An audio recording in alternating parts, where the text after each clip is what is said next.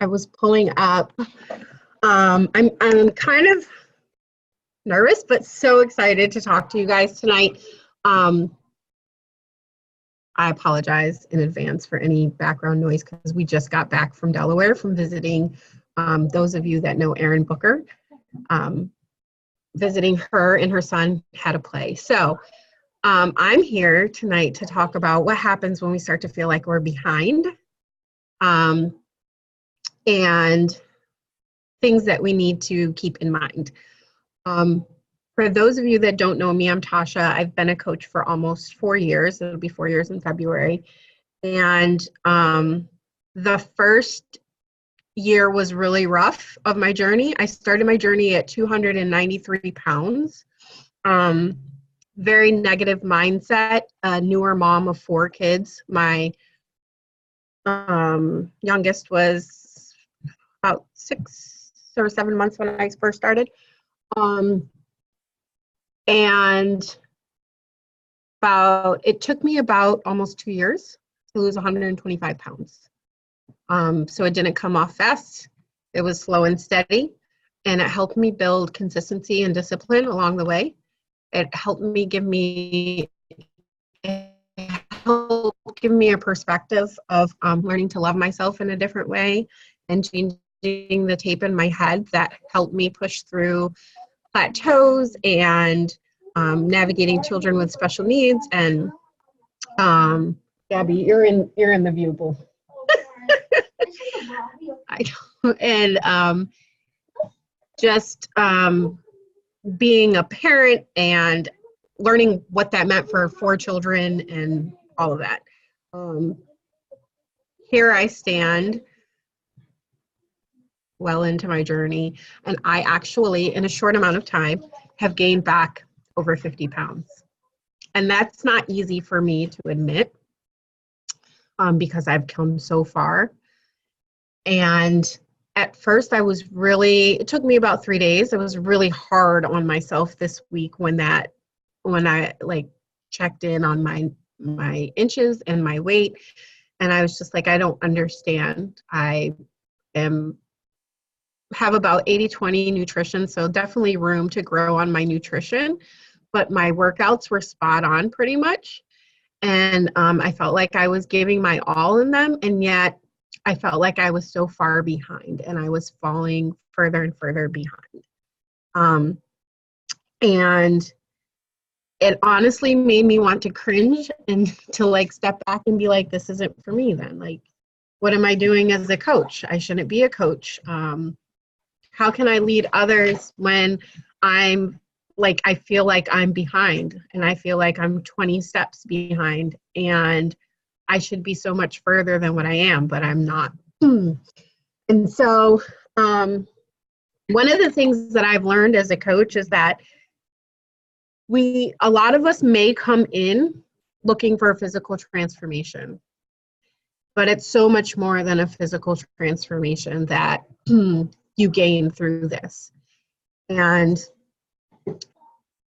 one of the verses that I'm clinging to now is to find joy in the perseverance and find joy in the trials that we face, and to persevere through them, because it builds consistency, it builds steadfast. It's going to help reveal those characteristics of our character that are going to help us push us through those hard times.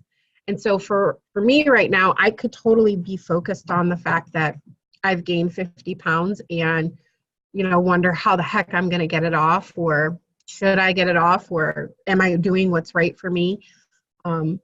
But instead, I'm focusing on what I'm learning through this. Where's the joy in all of this?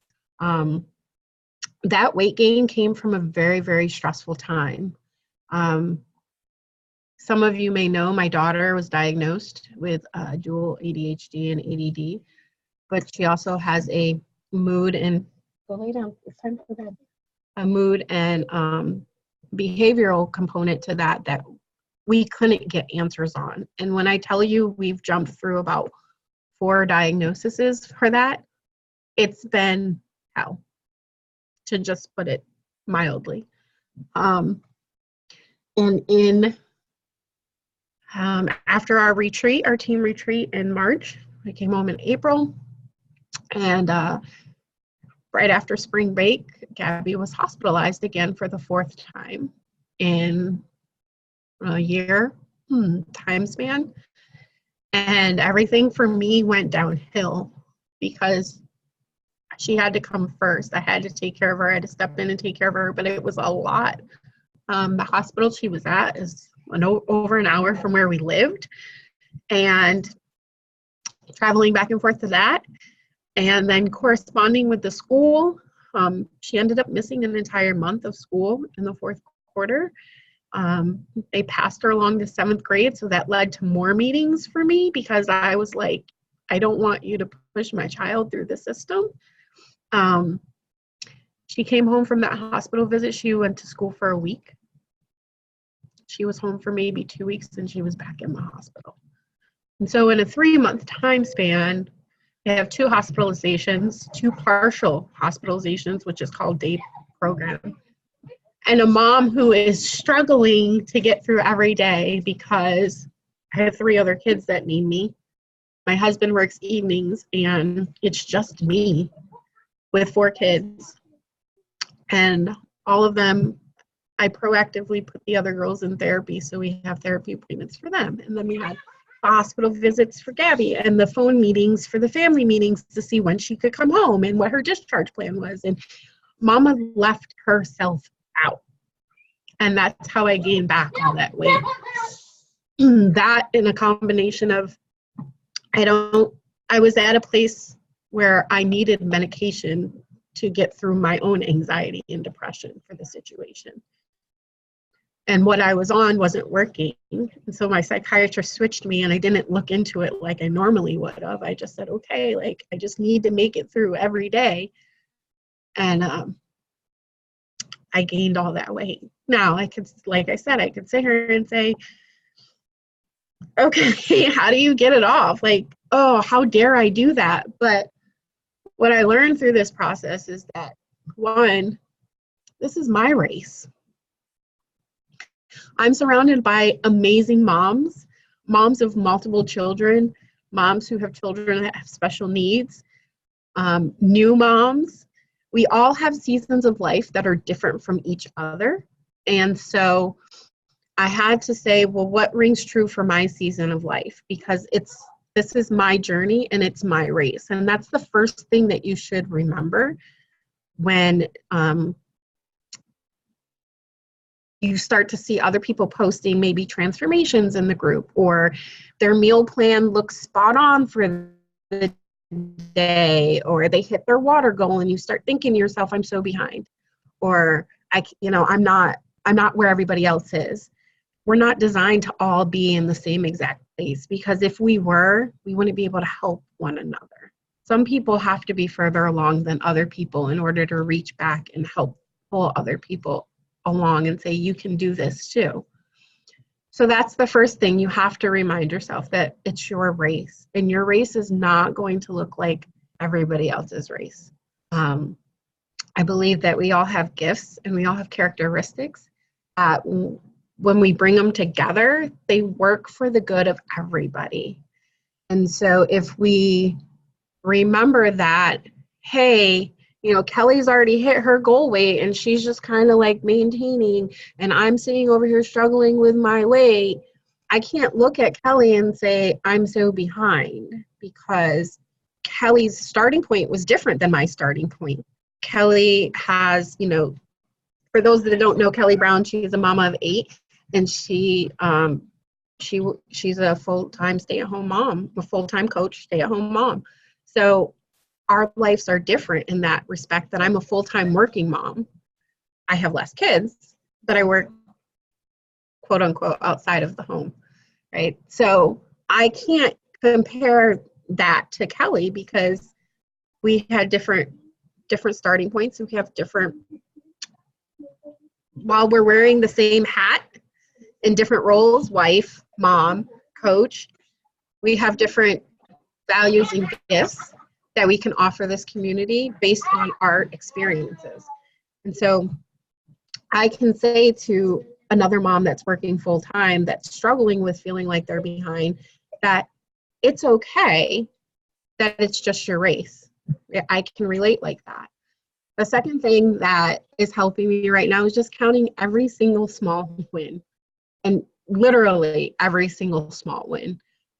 It could be, you know, that maybe I recognize that one of my kids did something positive, and in the moment of their complete chaos, I complimented them in that positive thing that I saw instead of getting upset with all the negative that was going around. Or maybe it was that, you know, I started my day off rough and my nutrition wasn't great, but I got it back on track and I hit my water goal for the day. Or maybe it was I made an appointment for myself that I've been putting off for a while and I finally did it. We have to look at those small wins in order to find joy in the journey that we're going through, because a lot of times the storms of life come and we think, where the heck is my umbrella? What is helping me get through this? But we need the rain from those storms in order for us to keep growing, in order for us to be consistent, in order for us to find that steadfast in this, because there's no end point. And that's the third thing that is helping me through this, is knowing that there's no end point. I might reach a weight that I'm comfortable at, but if I just say, oh, I've reached that number, and I throw everything out the window, I'm going to end right back up to where I started, because I've thrown out everything that I've learned. So this is it's a lifelong process. And I think that each season of our life brings it will breed a different us. It will require a different us. And so there's going to be things that need to be, that our situations in life will change in us. There's things that will be burned from us in the fire that we seem like we're walking through. There's things that are going to be watered in us that are going to take time to grow through the storms that we go through. And if we just focus on the why me in the moment, we miss out on all of that other stuff that is being changed in us. That's the internal part, the mindset, how we're shifting from, why me? Why am I here? Why am I behind? To look at how far I've come. You know, I could easily negate the 125 pounds that I've lost by saying, oh my God, I've gained back 50 pounds. But look at how far I've come. Look at how far my mind has shifted through the process, that I'm able to say, okay, I've gained it back, but now I have a new level of my story. I have a new place that I can start from, because I know what I did to lose the first 125. I know what I need to do to lose the next 50. I know now how to advocate for myself better, and we're in a better place now. It was a rough, rocky 3 months. It's been a really tough 2 years, even getting to this point. But you have like this moment where you're like, okay, I can breathe just a little bit. It doesn't mean that everything is solved and everything's great and there's rainbows and unicorns and sunshine.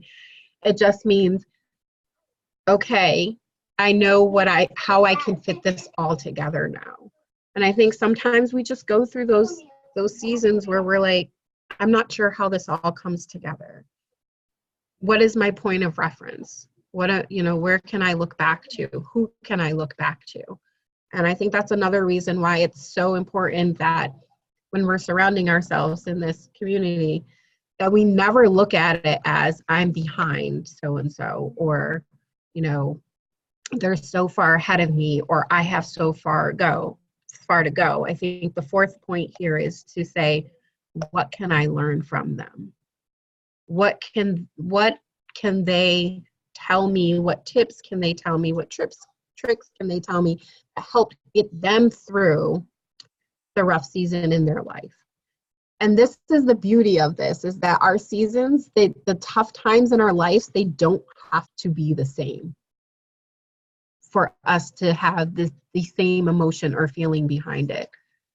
It's just that they were tough times for us. Nobody's tough time is greater than anybody else's because we're all different people and we're all unique, but we can all learn from one another. So the fourth thing is I challenge you to, when that thought comes up that she seems to be so much further than me, instead say, what can I learn from her? I think it's really important that we continue to cultivate that soil, if you will, and because all those little nuggets of wisdom and all the tips and all the strategies that other people have used to get through their tough times, it helps build up that soil where we feel like we're planted and it's dark and we're never going to get out and we're so far behind and we're not growing. It gives us a chance to say, this is what I'm going to add to my day. This is how I'm going to feed myself mentally. This is how I'm going to feed myself emotionally. This is what worked for her. Let me see if it works for me. Instead of just discounting and saying, it's not going to work for me because I'm different than her. No, we're not. We're not all that different. We are, but we aren't. And I think that's so important for us to remember. And the fifth thing that I would say is that falling behind doesn't always look like falling behind. And I say that because your falling behind could be that you're pregnant. And so you might feel like the work that you've already done is going to be undone because you're going through a season of growing a new life. It could be that you just had a baby and now your body looks nothing like it did 10 months ago. And you don't know how you're going to get back to that place and you feel behind. It could be a death in the family. It could be the loss of a baby. It could be a change of careers. There's so many factors that could potentially make one feel like they're behind. It's not just, oh, I gained back weight that I lost. It's life itself, and the situations that we go through. And I think it's important to recognize that because, just in a perspective of us being all women and having most of us given birth, if not all of us, multiple times, or maybe some new mamas. Sarah, pass her over there. I see you. Just you think about it, you love the life that's growing in you and you love what your body can do. Or maybe you don't recognize what your body is capable of doing in that moment. But you're creating something so amazing and it's already been crafted with purpose and already been wonderfully made that you can't help but to recognize how amazing your body is during that transition. But it's hard to see it when you're going through it. Speaking from my experience. But knowing that sometimes that's a period where God is slowing us down because there's other things that we need to work on besides just the outside physical transformation. And if we continue to water the internal transformation, the mindset, the emotional health, the our spirituality.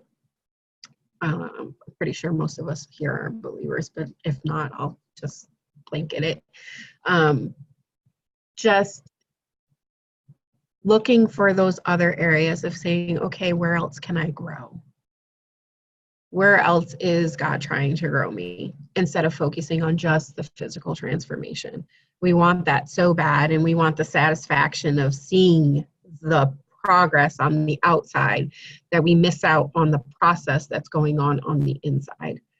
And I think also it comes from wanting to show other people like, yeah, I've done all this hard work and now you can see it physically because it's so hard to see the inside work. But if you allow yourself to move through the inside piece and write it down and think about it and I redid my before, now, and going, and I actually like wrote a book on Facebook about it. But like seriously thinking about how far you've come and where you're at now and where you are going, and not in a physical way. I feel like there's no way you could feel like you're behind when you start focusing on those things.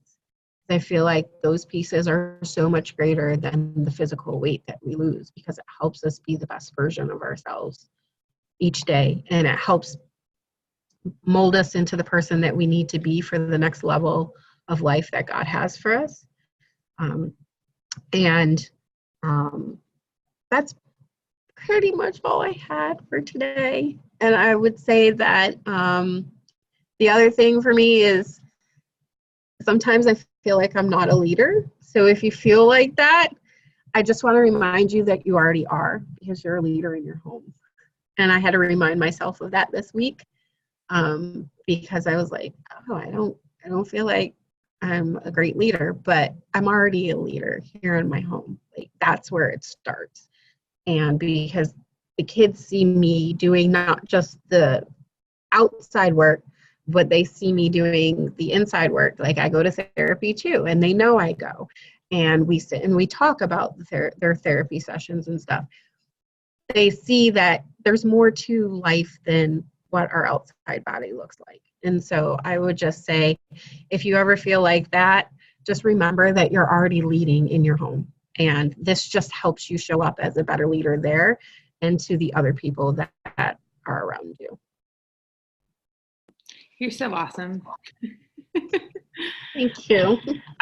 I had just two little things I jotted I'd love to share, because it just kind of reminded me of these things, because what you said was so good. And I think like it's so good you spoke to all of the times that we can feel behind and all of the different ways, because that's like perfectionism creeping in. And we have, a lot of women expecting right now, or postpartum, or like you said, like seasonally, like with a job change, or like when you lose someone in your family, like it's easy to feel behind when you try to hold yourself to a perfect standard. And when we were at Summit this past summer, we had a guy that wrote the book, Atomic Habits. And I haven't read it. It's on my list.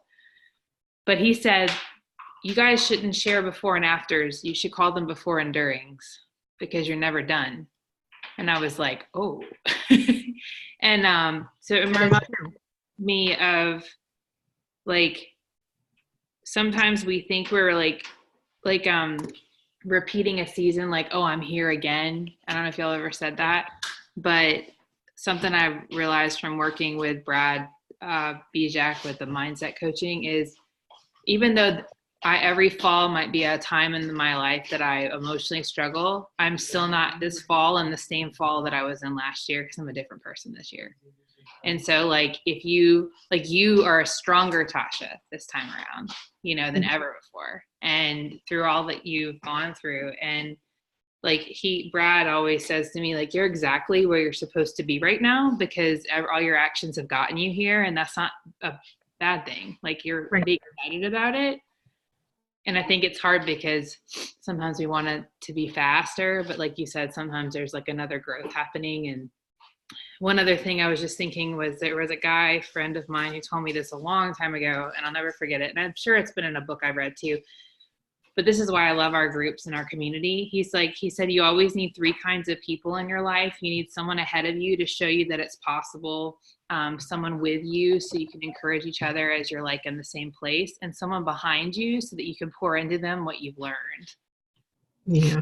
And I think that's what we have.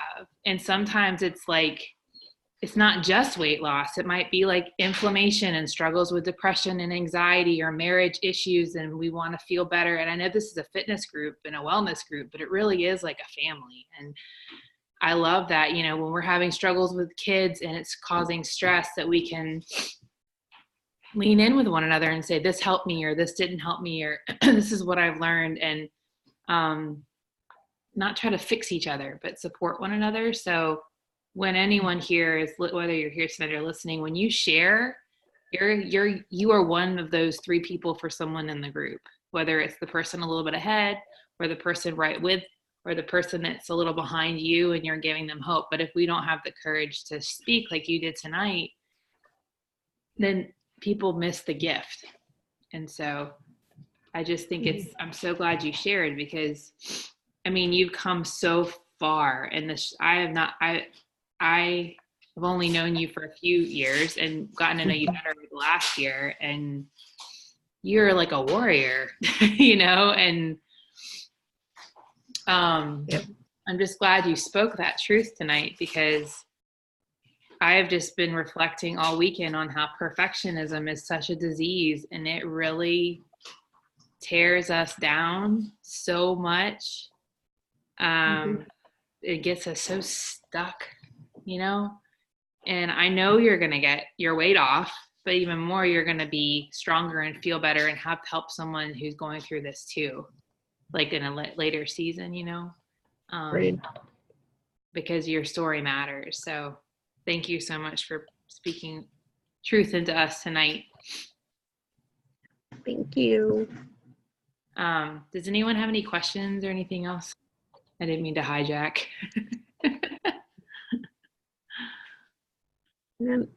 Oh, my mouse isn't working. I don't think there was any on the side. Okay.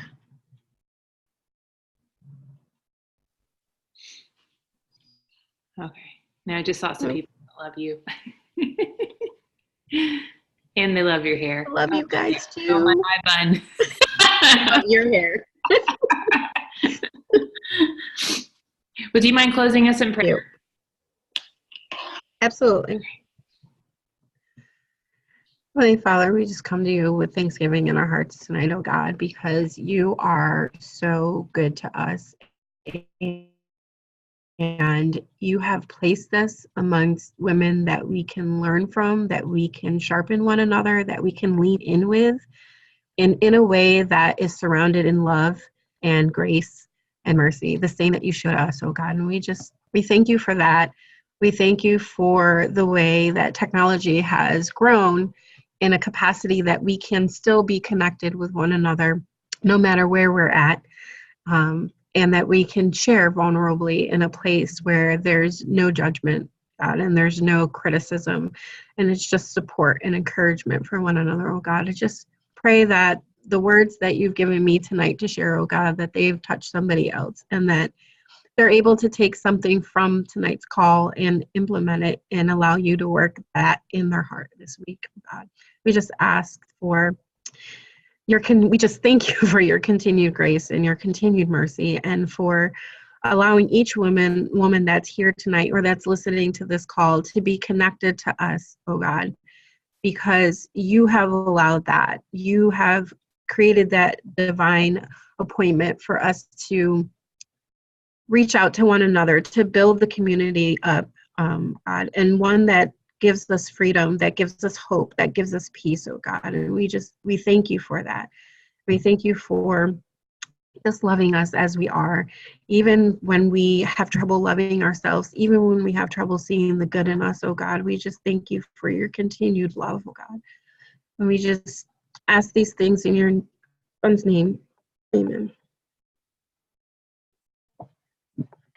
Thank you so much. I really appreciate you taking the time, and everyone for being here tonight. And for those listening to the recording, thanks for taking the time too. Y'all have an amazing week. You too. See you guys.